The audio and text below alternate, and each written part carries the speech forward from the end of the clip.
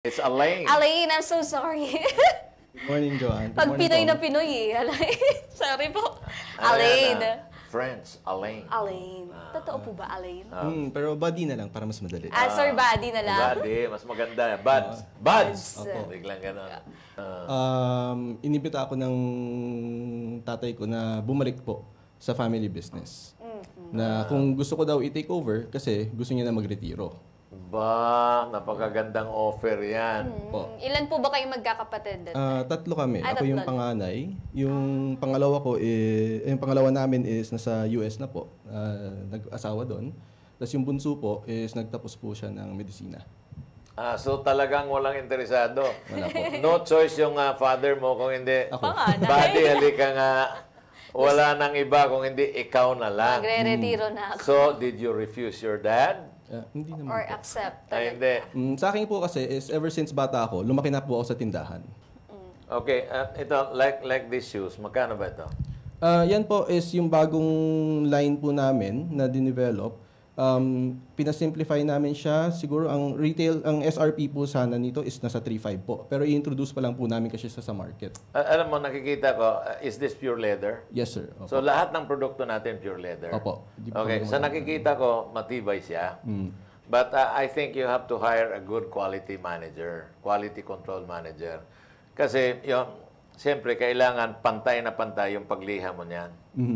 Kung makikita mo, may mga dents ng konti. Pero, alam mo, this kind of shoes, napakatibay na ito, kahit ibenta mo ito ng mga 6,000 pesos, pag kilala na yung brand, bibenta ito. Kasi ang tibay nito eh. O, kahit May takip pa. ano mo ito sa baha, hindi ito basta-basta masisira eh. Kasi nakatahi eh.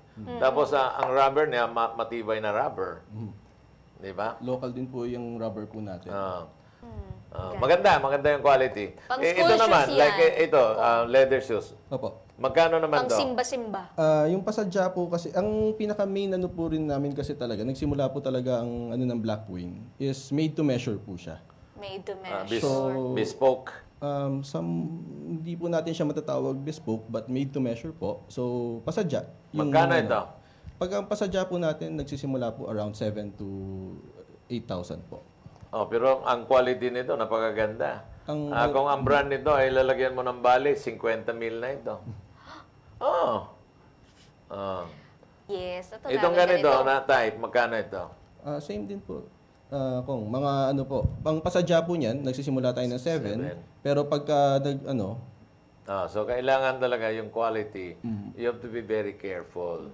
Kasi napakaganda na ng gawa, tapos may konting uneven lang.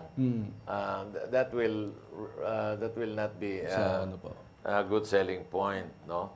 Sa mga nanonood po, I'd like to invite everybody to support Marikina Shoemakers. Ang ano po natin is ang Marikina po is hindi po basta mura't matibay. Ang ano po natin is yung value for money po. So, ang tangkilikin po natin sana is yung mga tatak na tumutulong talaga sa mga kanilang mga sapatero para maiangat yung pangkabuhayan, para mahikayat din po yung susunod na henerasyon na mga magsasapatos na pumasok sa industriya. Kasi ang industriya po natin, hindi lang po naman yung sa mga nagbebenta. Tayong mga nagbebenta at mga designer, nakaasa po tayo sa mga ating mga manggagawa rin po. Kaya kailangan po tumuloy din po sana yung susunod na henerasyon ng mga manggagawa para tuloy-tuloy ang pagsasapatos sa Marikina.